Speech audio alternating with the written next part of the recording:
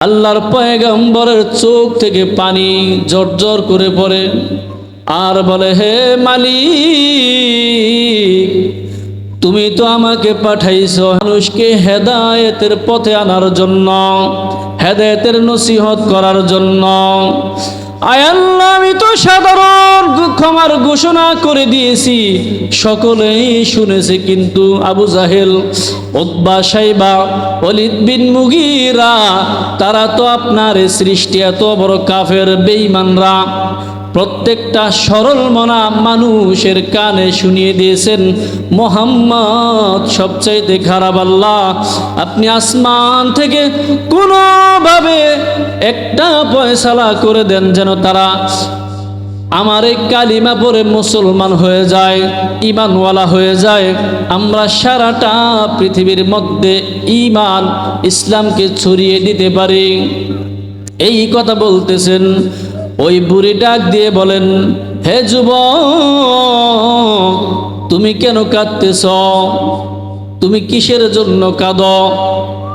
মুহাম্মদ কি তোমাকেও ধাওয়া করছিনি? বলে না। বলে, আপনি মুহাম্মদকে কোনোদিন দেখেন নাই? না দেখে, নিজ চোখে না দেখে কোনোদিন অপরের কথায় কোনো শব্দ উচ্চারণ করা ঠিক হয় না। বলে, বাবা, তোমার জন্য দোয়া করে গেলাম, একদিন না একদিন তোমার হাতে এই আরব কান্ট্রি, এই মক্কা নগরী তোমার হাতে আসবে, আমার বিশ্বাস। কারণ হাজার হাজার মানুষের মধ্যে আমি এই বৃদ্ধা মহিলা এত বড় গাটুরি নিয়ে হাঁটতেছি, কেউ আমার দিকে তাকায় নাই, কেউ আমার দিকে ফিরেও তাকায় নাই। যার যার চিন্তা নিয়ে সে আছেন, কিন্তু এই ভিড়ের মধ্যে তুমি আমার দিকে করুণার দৃষ্টিতে তাকাইয়া আমার এই ভারী গাটুরিটা তোমার মাথায় নিয়ে আমাকে আগাইয়া দিতেছ। হে যুবক, এই মক্কা নগরী যেই দিন আবার তোমার হাতে আসবে, আমি দোয়া করে গেলাম, যদি কোনোদিন যে কোনো কারণ মানে কি পরিপূর্ণ বিশ্বাস হয় না। কারণ নির্বাচনে অনেক সময় এমন প্রার্থী দাঁড়াইছে যে সে পাশ হওয়ার সম্ভাবনা নাই, তারপরও হঠাৎ ডিক্লেয়ারের সময় দেখে তার নাম চলে আসছে, হয় না?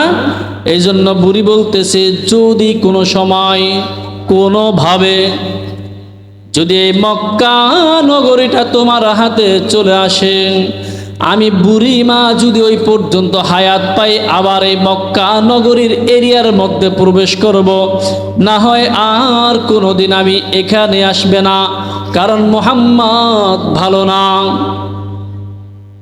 আল্লাহর পয়গম্বর আবার কাঁদতে শুরু করলেন।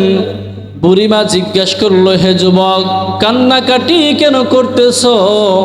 বলে, বুড়িমা, আমি এই জন্য কান্নাকাটি করি, তোমাকে আবু জাহিল যা বলছে সব মিথ্যা, উতবা শাইবা যা বলছে সব মিথ্যা।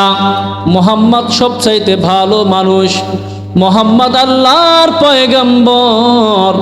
তুমি যদি একটু বিশ্বাস করার চেষ্টা করো। বলে, কিভাবে বিশ্বাস করব? চেষ্টা করতে হবে, ঠিক না? পরিপূর্ণ চেষ্টা করতে হবে আমাদের। আর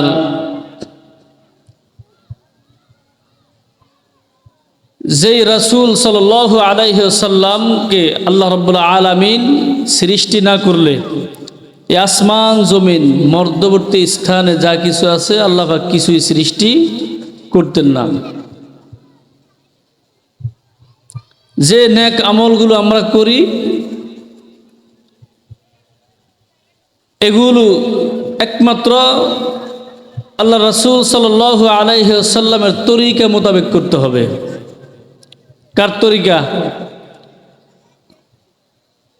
আমাদের নবীর তরিকায় যেই নেক আমলটুকু হবে, সেই নেক আমলটুকুই আল্লাহ পর্যন্ত পৌঁছবে।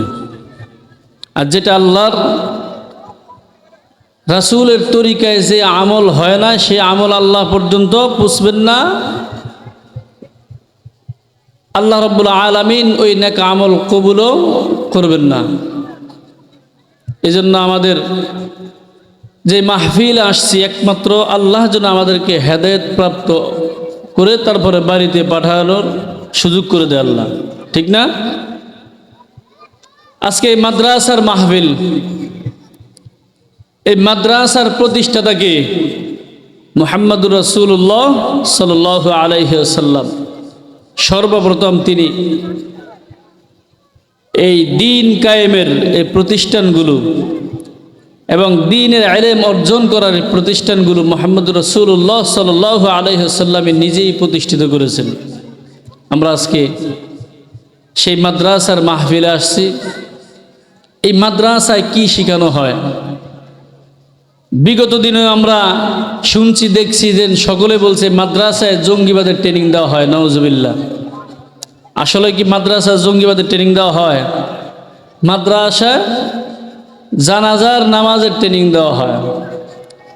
আপনার আমার বাপ দাদার পূর্বপুরুষ যারা দুনিয়ার থেকে বিদায় নিয়েছেন তাদের জানাজা পড়াইছে কারা? মাদ্রাসা পড়নেওয়ালারা জানাজা পড়াইছে, ঠিক না? জানাজার নামাজের ট্রেনিং দেওয়া হয়। এই জন্য আজকের এই দিন প্রতিষ্ঠা করার জন্য আমাদের প্রত্যেকের চেষ্টা প্রচেষ্টা, এক বিন্দু পরিমাণ রক্ত শরীরে থাকতে আমাদের আল্লাহর জমিনে আল্লাহর দিন প্রতিষ্ঠা করার জন্য চেষ্টা চালিয়ে যেতে হবে ইনশাআল্লাহ। চেষ্টা করতেই হবে আমাদের, এর বিকল্প কোনো রাস্তা নাই।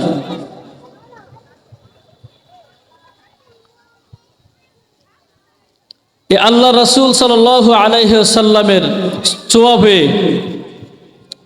যে সময় মুহাম্মদুর রাসূলুল্লাহ সাল্লাল্লাহু আলাইহি ওয়াসাল্লাম পৃথিবীতে আসছেন ওই সময়কে আইয়ামে জাহিলিয়াতের যুগ বলা হইতো। আইয়ামে জাহিলিয়াতের যুগ বলা হইতো, কারণ ঈসা রূহুল্লাহ দুনিয়ার থেকে আল্লাহ রাব্বুল আলামিন তাকে উঠিয়ে নেওয়ার পর আমাদের পয়গম্বর আসার আগ মুহূর্ত পর্যন্ত মাঝখানে বিশাল এক ফাঁকা জায়গা, নবী হারা উম্মত, সমস্ত মানুষগুলো মুরব্বী হারা হয়ে আছেন। তারা নবী পান নাই। নবী না পাওয়ার, পথ প্রদর্শক না পাওয়ার কারণে তারা কিভাবে চললে আরশের মালিক খুশি হবেন তারা ওই জিনিসটাই জানতো না, বুঝতো না। কিভাবে চললে আল্লাহকে পাওয়া যায় তারা এটা কি করতেন না, বুঝতেন না। যখন আল্লাহর পয়গম্বর পৃথিবীতে আসছেন তখন আস্তে আস্তে আস্তে আস্তে এই পৃথিবীর মধ্যে শান্তির বাতাস আসতে শুরু হয়েছে। আলহামদুলিল্লাহ। আরবের মধ্যে সবচেয়ে বড় টেররিস্ট সন্ত্রাস যাকে বলা হইতো ওমর ইবনুল খাত্তাব রাদিয়াল্লাহু তাআলা আনহু, তাকে দেখলেই মানুষ ভয় পাইতেন। কিন্তু যখন নবীজির ছোঁয়া পাইছেন তখন তিনি এমন ঈমানওয়ালা বীর যোদ্ধা হয়ে গেছেন, কিয়ামত পর্যন্ত মানুষ ওমর ইবনুল খাত্তাব রাদিয়াল্লাহু তাআলা আনহুর নাম স্মরণ করবেন, দোয়া সহকারে স্মরণ করবেন। কারণ আল্লাহ রাব্বুল আলামিন তার রাসূলকে রহমত স্বরূপ পাঠাইছেন। وما أرسلناك إلا رحمة للعالمين وما أرسلناك إلا رحمة للعالمين আল্লাহ রাব্বুল আলামিন বলেন, পয়গম্বর আমি আপনাকে পৃথিবীতে পাঠাইছি রহমত স্বরূপ। আপনি সারাটা পৃথিবীর জন্য রহমত, আপনি পৃথিবীর মধ্যে সমস্ত মাখলুকাতের জন্য রহমত। আপনি মুসলমানদের জন্য যেমন রহমত, আপনি হিন্দু খ্রিস্টানদের জন্য তেমন রহমত। আপনি সাগরের মাছের জন্য যেমন রহমত, আপনি গাছপালা তরুলতা লৌহ কলম নদ নদী পাহাড় ঝর্ণা যা কিছু আছে আমরা দেখি বা না দেখি সব কিছুর জন্যই হলো মুহাম্মদুর রাসূলুল্লাহ সাল্লাল্লাহু আলাইহি ওয়াসাল্লাম রহমত। আরবের এই টেররিস্ট সন্ত্রাসগুলো, মূর্তি পূজকগুলো এই নবীজির ছোঁয়াপে যখন নবীজির কালিমার ছায়া তলে চলে আসলেন, নবীজির আদর্শে আদর্শবান হয়ে গেলেন, তখন ওই মানুষগুলো, আরবের সবচাইতে খারাপ মানুষগুলো স্বর্ণের মানুষে পরিণত হয়ে গেলেন। উমর ইবনুল খাত্তাব মুসলমান হওয়ার আগে তার ভয়ে আরবের সমস্ত মানুষগুলো ভয়ে প্রকম্পিত হয়ে যাইতেন। আরবের সমস্ত মানুষগুলো ভয় পাইতেন। মা বোনরা উমরের ভয়ে ঘর থেকে বের হইতেন না, বের হওয়ার চেষ্টাও করতেন না, এত ভয়। কারণ উমর ছিল সন্ত্রাস, টেররিস্ট। ওই উমর ইবনুল খাত্তাব নবীজির ছোঁয়াপে কালিমার পতাকা তুলে যখন চলে আসলেন, উমর ইবনুল খাত্তাব তাওবা ইস্তেগফার করে যখন আল্লাহ রাসূলের দরবারে আসলেন, আল্লাহ রাসূলের দরবারে এমনি আসে নাই, নবীজির কল্লা নেওয়ার জন্য চলে আসছেন। আসার পর নবীজির পবিত্র জবানের মধ্যে যখন মহাগ্রন্থ কুরআনুল কারীমের তেলাওয়াত শুনলেন, তার অন্তর কেঁপে উঠলেন। কি পড়তেছে আল্লাহ? অন্তর নবীজির দিকে ধাবিত হয়েছে। ওই তরবারি ধরে আল্লাহর পয়গম্বরের কাছে গিয়ে বললেন, পয়গম্বর, আমি আসছিলাম নিয়ত করে আপনার শরীর থেকে মাথা মুবারক নিয়ে আমি কাফেরদের মধ্যে নিয়ে দিব এবং হাজির হব আর বলবো, তোমরা কেউ যেই কাজটা পারো নাই ওই কাজ আমি ওমর করে আনছি। দেখো আমি সবচেয়ে বড় বীর কাফেরদের লিডার। কিন্তু পয়গম্বর, যখন আপনার এই নুরানি সুন্দর চেহারার দিকে আমি ওমর তাকাই, আমার কলিজা কেমন জানি শীতল হয়ে গেছে। পয়গম্বর, আসলে দূর থেকে আমরা অনেক কিছু ভেবেছি, আপনাকে খারাপ মন্তব্য করেছি, মারার জন্য আসছি, কিন্তু এখন দেখি এই আসমানের নিচে জমিনের উপরে আপনার মতো শ্রেষ্ঠ মানব আর একজন হতে পারে না। ওয়ামা আরসালনাকা ইল্লা রাহমাতাল লিল আলামিন।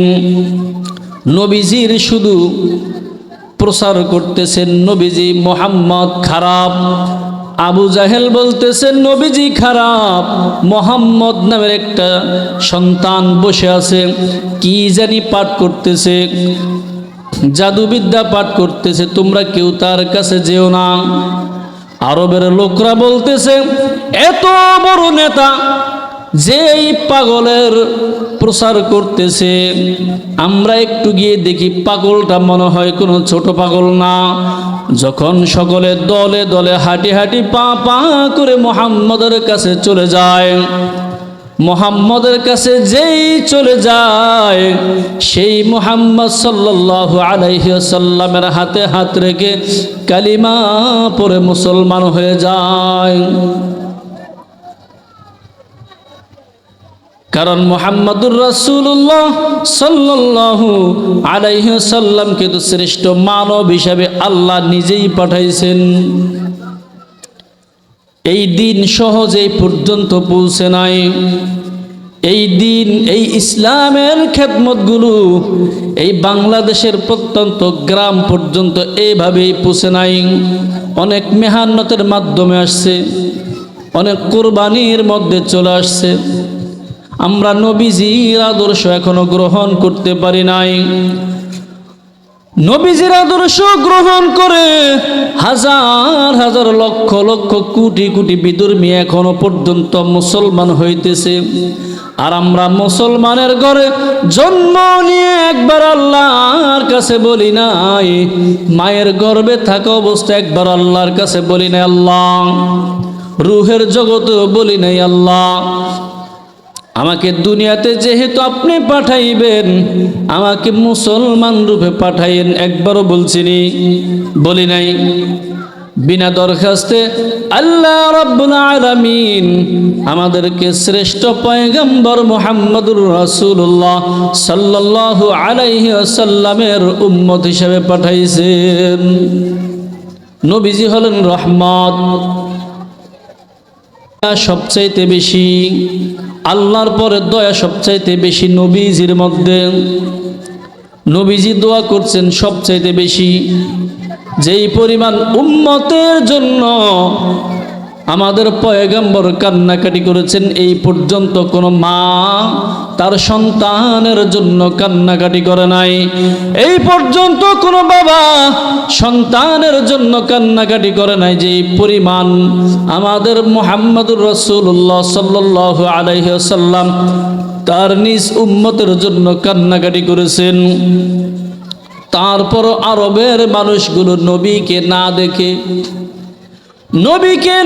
দেখে দূর থেকে বিভিন্ন মন্তব্য শুধু করতেন, আল্লাহ এই মুহাম্মদ থেকে আমাকে বাঁচাও, মুহাম্মদ রক্তপাত করে, নাউজুবিল্লাহ, মুহাম্মদ লোকটা বেশি ভালো না। একজন বুড়ি যখন মক্কা বিজয় হয়েছিলেন 10,000 সাহাবী নিয়ে, আল্লাহর পয়গম্বর খানায় কাবার এরিয়ার মধ্যে যখন ঢুকে গেলেন,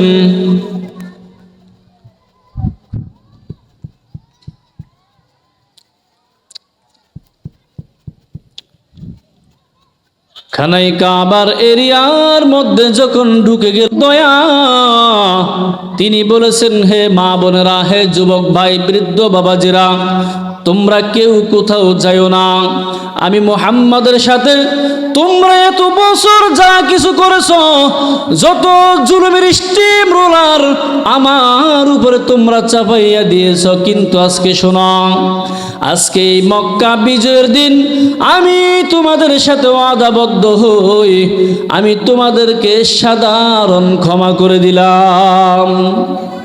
কি করে দিছেন? দয়া। আর আমরা প্রতিশোধ নেওয়ার জন্য ব্যস্ত, ঠিক না? কার প্রতিশোধ নিতেছি? সে তো আমার প্রতিবেশী, যে যেই দল করে ভিন্ন জিনিস, কিন্তু সে আমার কি প্রতিবেশী। কিন্তু আল্লাহর পয়গম্বর প্রতিশোধের ধান্দায় ছিলেন না, শুধু আল্লাহর কাছে দোয়া করেছেন, আল্লাহ মক্কাবাসীদেরকে হেদায়েত দান করো,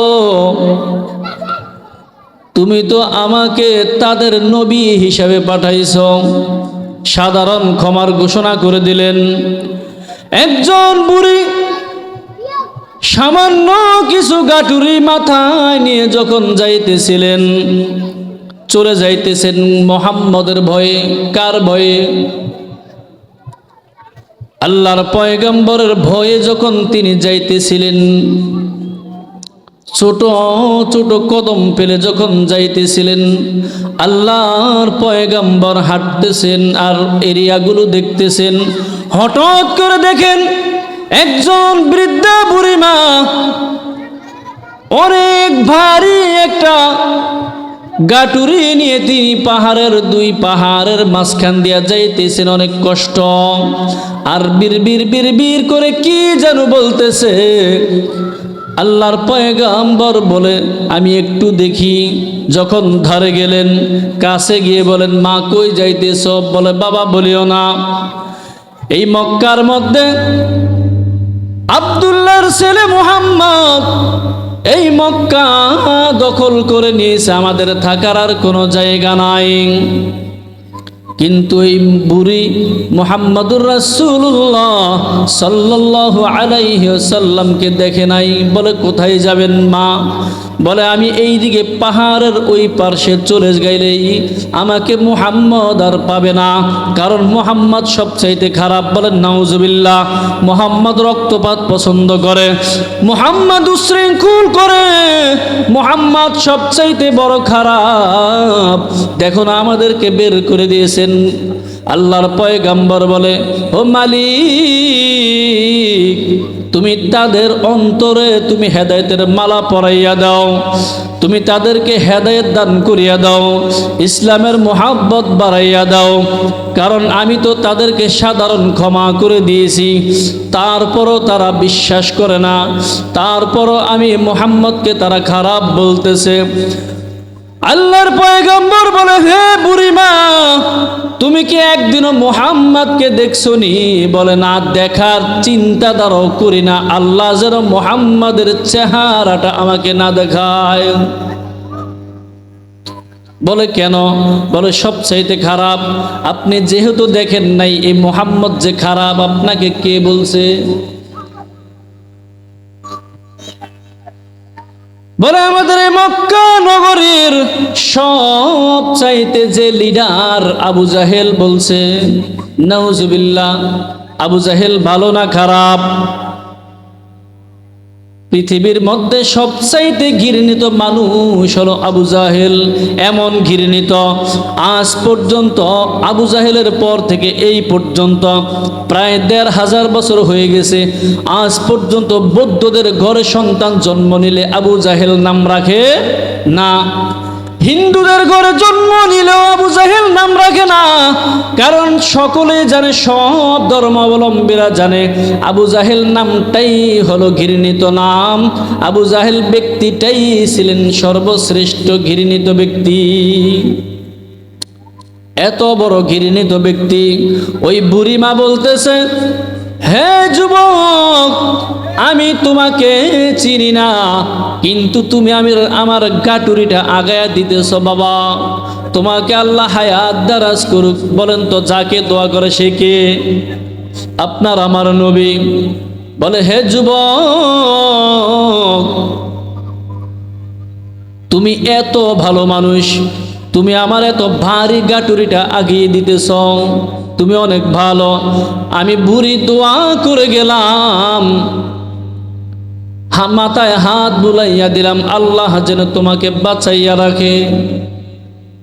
এবং আমি বুড়ি আজকে চলে যাইতেছি, মনে হয় মুহাম্মদ পাইলে আমাকে ছাড়বে না, বাঁচি কিনা জানি না। তবে আমি আল্লাহর কাছে, আরশের মালিকের কাছে বলে গেলাম, সৃষ্টিকর্তার কাছে ফরিয়াদ করে গেলাম, মুহাম্মদের কাছে এই মক্কা নগরীটা নিরাপদ না। মুহাম্মদের কাছে মক্কা নগরীটা যদি না দিয়া তোমার মতো যুবকের হাতে যদি এই মক্কা নগরীর সমস্ত দায়িত্বগুলো চলে আসতো, এই আরবের কোনো মানুষ কষ্টের মধ্যে থাকতো না। বুড়ি এখনো আমাদের পয়গম্বরকে চিনে না। বলে, কোথায় যাবেন? আর একটু সামনে আমাকে নামাইয়া দাও। আবার বলে, বুড়িমা, একটা নজর যদি তুমি মুহাম্মদ যেখানে আছে যদি তুমি গিয়া দেখতা, তারপরে বুঝতা মুহাম্মদ কেমন। তার ১০,০০০ সাহাবী নিয়ে যখন আসছেন তারা কেমন, তাদের আদর্শ এত সুন্দর, তাদের জীবন চলাচলের নিয়ম পন্থা অনেক সুন্দর। তুমি একটু গিয়ে দেখো। বলো, বাবা সেদিকে আর যাব না, তুমি আমাকে আর একটু আগাইয়া দাও।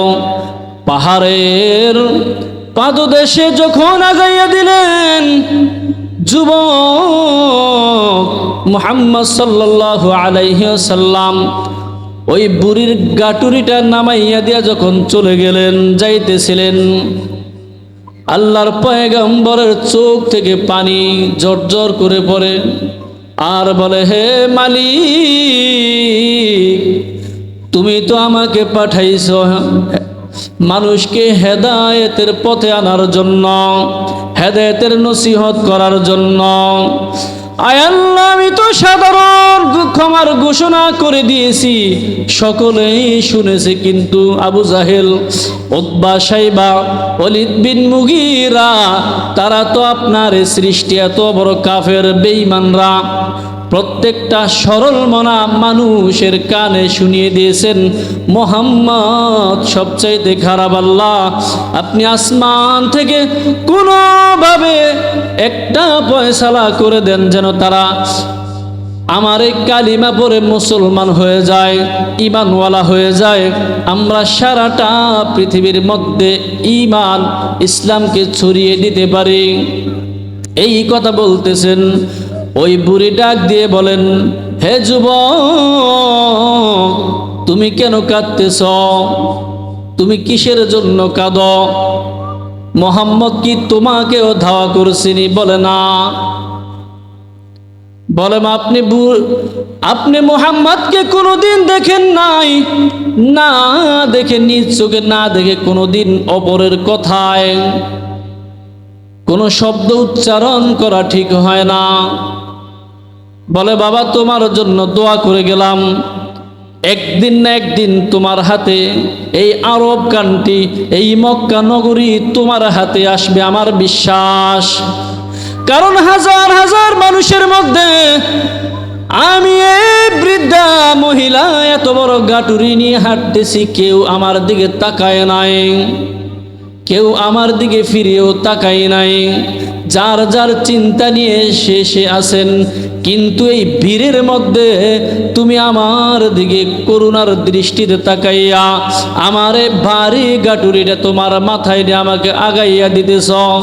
হে যুবক, এই মক্কা নগরী যেই দিন আবার তোমার হাতে আসবে, আমি দোয়া করে গেলাম, যদি কোনোদিন যে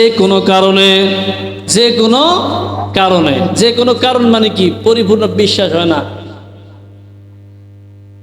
কারণ নির্বাচনে অনেক সময় এমন প্রার্থী দাঁড়াইছে যে সে পাশ হওয়ার সম্ভাবনা নাই, তারপরও হঠাৎ ডিক্লেয়ারের সময় দেখে তার নাম চলে আসছে, হয় না?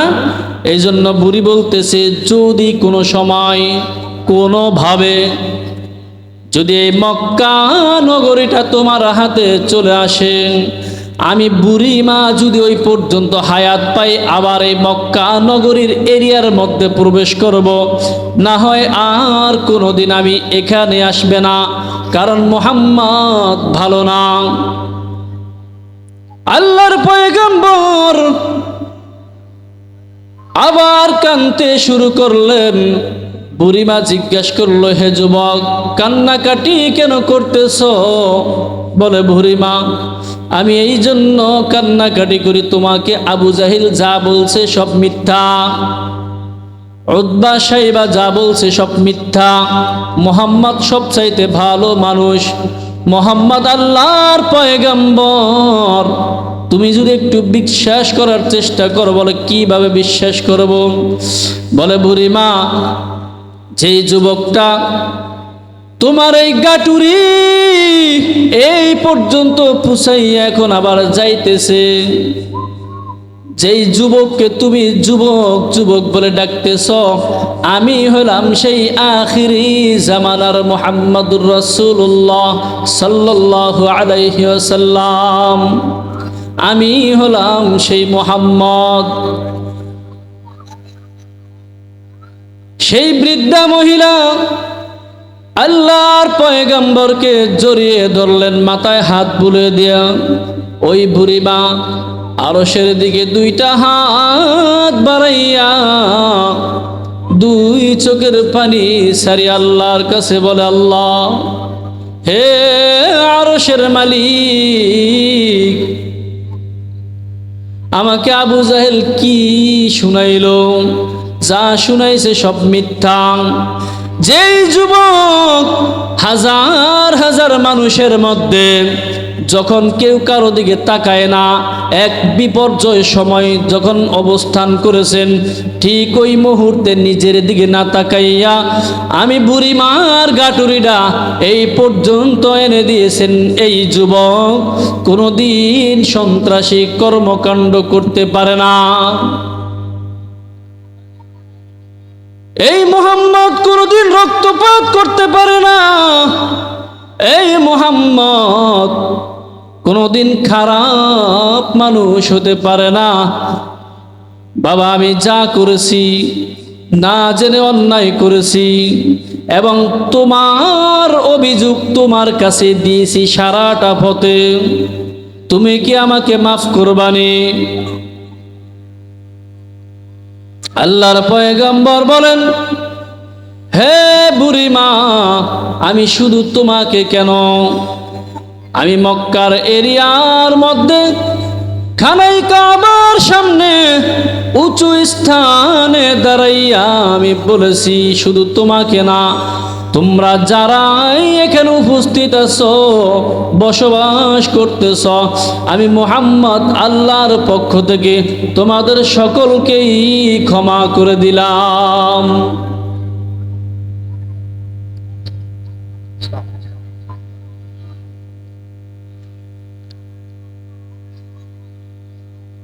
আমি সেই মুহাম্মদ, আমাকে উত্তম চরিত্র দিয়ে আল্লাহ রাব্বুল আলামিন পাঠাইছেন। আমার চরিত্রের মধ্যে কোনো কলঙ্কের দাগ নাই।